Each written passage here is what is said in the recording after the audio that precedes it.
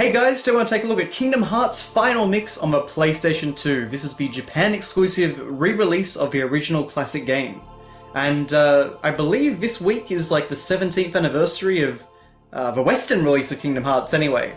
It's sort of got a few different dates scattered about. I think Australia was the 22nd of September, whereas America was a week earlier or something like that. But it is the 17th anniversary of Kingdom Hearts 1, and that makes me feel very old.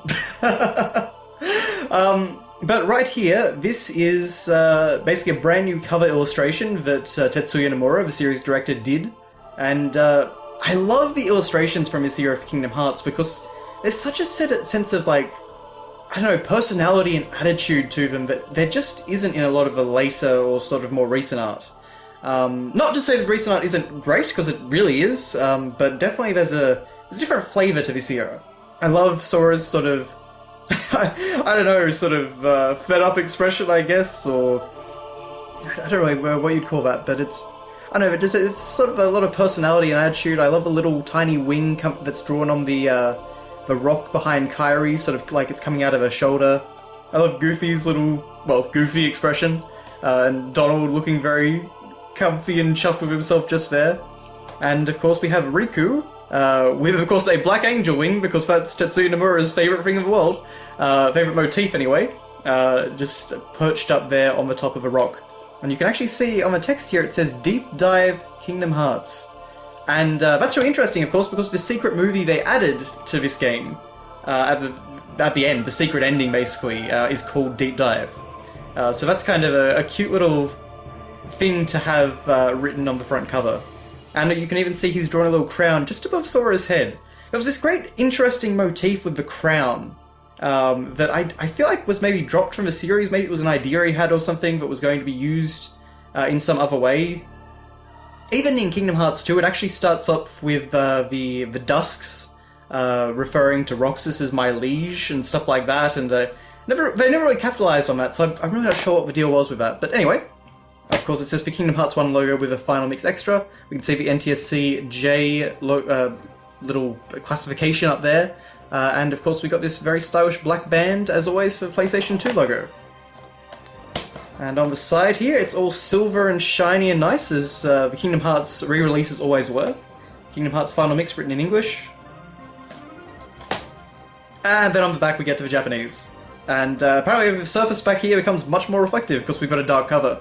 But of course we've got the Kingdom Hearts 1 cover art on the back, which is quite a nice touch for a re-release, I think. And then you've got some pictures of the new content here.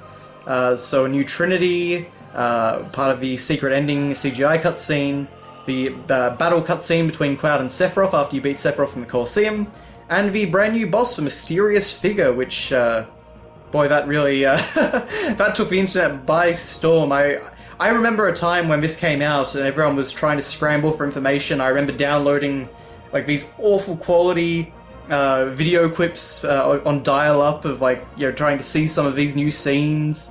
It was really frustrating when Japan used to get exclusive content like this, because, you know, you were trying to sort of piece together what was going on, and people in the community wasn't nearly as organised as it is now, so it was much harder to get sort of a sense of what was going on. And no YouTube, of course. Okay. Now, it's a little hard to show up on camera, but actually, yeah, down there might be about the best I can do, actually. But we've got this really nice shining disc, and you see it's got this silver outline of another great piece of Tetsuya Nomura artwork, which again has a lot of attitude. It's everyone pulling funny faces on, just sort of like Sora, his mouth is being pulled by Donald and Goofy is making a crazy expression, Donald's looking angry, and it's a lot of fun. And it's really, really nicely embossed on this disc. They did a really great job there. It looks very fancy and professional. There is actually a limited edition version of Final Mix, which is incredibly fancy and much more expensive than, unfortunately, I am willing to pay. But it comes with a whole bunch of random things, but the box of art for that is really, really nice as well. But it actually changes the disc art, as I recall. I think that was the case anyway. Okay, so then we have our little controller pamphlet here telling us how to play the game, which, I mean, I guess they felt that was necessary to include, but it's a nice little pamphlet anyway. It shows you how to do the gummy ship missions and what everything means. Sort of, I guess, like a mini quick reference instruction book. It's actually, feels I know what you'd say, laminated, I guess? It's kind of hard to explain, but it's not just cardboard, it's a little nicer than that, which is pretty unusual. Okay, and then we have this great piece of artwork. The only time I'm pretty sure we've ever seen Sora with a hood up. Because his clothes do technically have a hood. It's just never been used. Now, this artwork was actually used in conjunction a lot with Kingdom Hearts Chain of Memories, I recall. But it's just a piece of artwork. It really has no relevance to anything. I think it's supposed to be him on the raft, but I remember as a kid just like trying to figure out what this means, like him holding the flag with the hood up, and you know, because the hood maybe was kind of like the weird hooded mysterious figures we see in the secret ending and the new secret boss and all that, and yeah, it was a great time. And then we open up here to this amazing shot of Sora, you know, diving into the heart at the start of the game. And, you know, it looks stunning. What a great two-page spread. Presumably we've got some sort of story information here. Possibly it's what the voice says in Dive Into the Heart. And up here we actually have the lyrics for Simple and Clean. Which is helpful because I get, well, I've managed to pick out most of them over the years, but some of them I still get a little tripped up on. Not exactly sure what parts of the song mean either, but it has always been one of my favourite songs. I used to sit there refreshing, or rather restarting the game and watching over and over and over the opening cutscene to Kingdom Hearts 1.